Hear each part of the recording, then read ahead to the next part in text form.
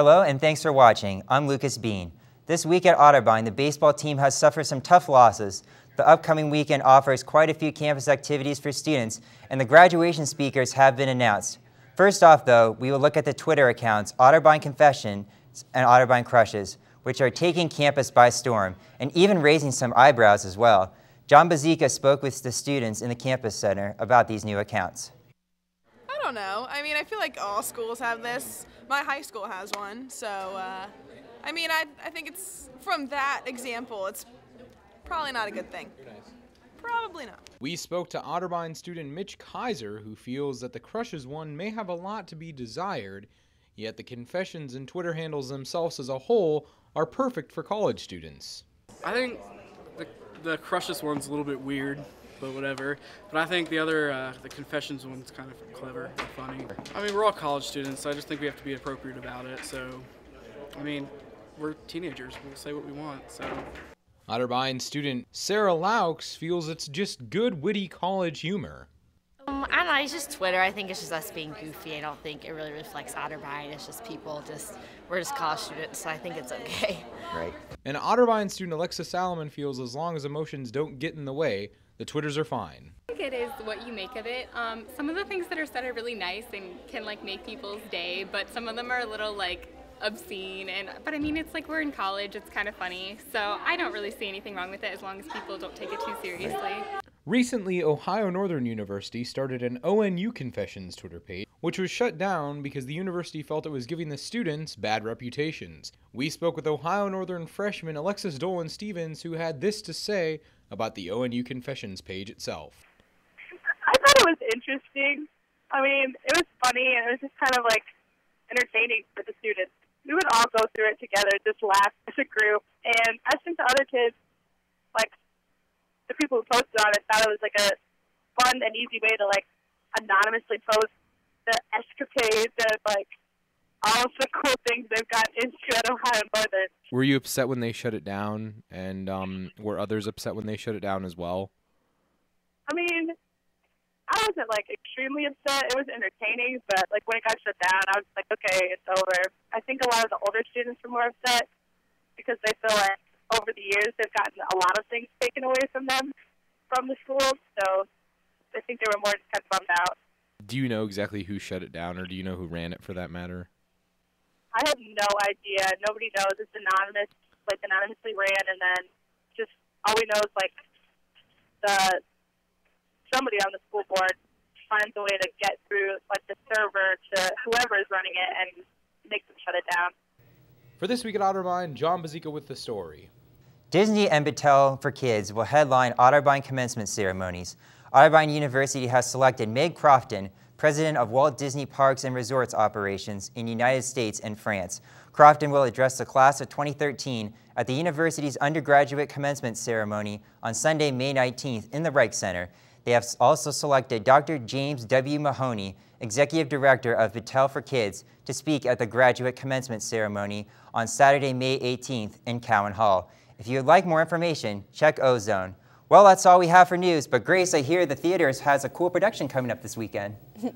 That's right, Lucas. Grace Lenehan here with an arts and entertainment report. There are events with Campus Activities Board going on this weekend, but first, we caught up with what is happening in the theater and dance department this weekend at Otterbein. This weekend at the Campus Center Theater comes a very special variety of shows called Festival. PJ Peters tells us about why this three-day event is different than any other show the theater department puts on during the year. This show is really unique in the fact that it's completely student-driven. Last year, the faculty saw that there was a need. There's lots of students who want extra opportunities to be able to do something they don't normally do. So they created this, they came to us and they said, we want to have you guys take total control of something, and we want you guys to produce this show. So it's student written pieces, student design pieces, we have some choreography pieces, and we have just kind of everyone that's involved is a student. So we have student people who are working on marketing and everything like that. So it's a 3-day kind of just celebration of everything that we can create through our art. Festival will run Thursday through Saturday and features a different show each night.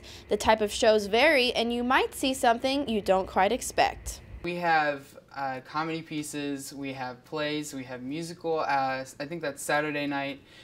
We have different choreography pieces, and we also have a mime piece, which is really cool. Other than providing an exciting weekend of performances, Festival also gives students opportunities to learn what it's like to produce a show. Students really wanted to try different things. There are some opportunities that, unless you're a senior or junior, you can't really get to yet, like lighting design, and there's a couple of other things where you don't get as many opportunities for that until you're older. So this is a great opportunity for the freshmen and also sophomores and everyone just to get in and do what they like to do and try to get experience through that.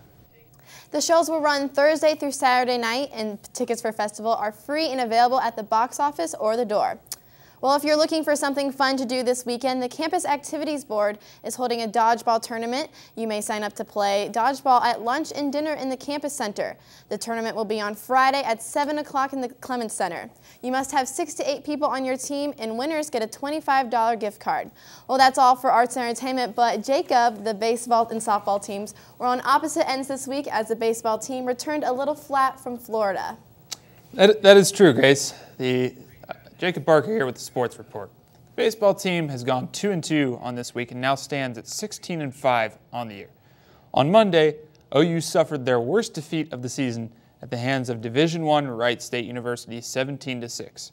Center fielder Tyler Kent had the highlight of the day, hammering a 3-run homer over the left field wall. The following day, the Cards picked up a 2-game sweep over Heidelberg 4-3 and 4-2, with Wes Meadows and Taylor Ellis receiving pitching victories. However, yesterday the Cardinals came up short of making it 3 in a row, falling 5-3 to Ohio Wesleyan. Last night, the softball team swept Case Western Reserve at home 2-0 and 10-7. Natalie Zwicker and Chelsea Burns combined for the shutout in the first game, and in the second leg, Rachel Puthoff and Laura Bassford each knocked in 3 runs. The ladies return to action tomorrow at Kenyon and return home Saturday for a doubleheader with Ohio Northern that you can catch here on Otterbein TV starting at 1 o'clock. That's all the time we have for the Sports Report. We'll throw it back to Lucas Bean now. Thanks, Jacob. On behalf of our entire crew, I'm Lucas Beam, reminding you to make every day at Otterbein just a little bit better than the last. And guys, every day is becoming better as it's supposed to be 65 degrees on Saturday. I can't wait!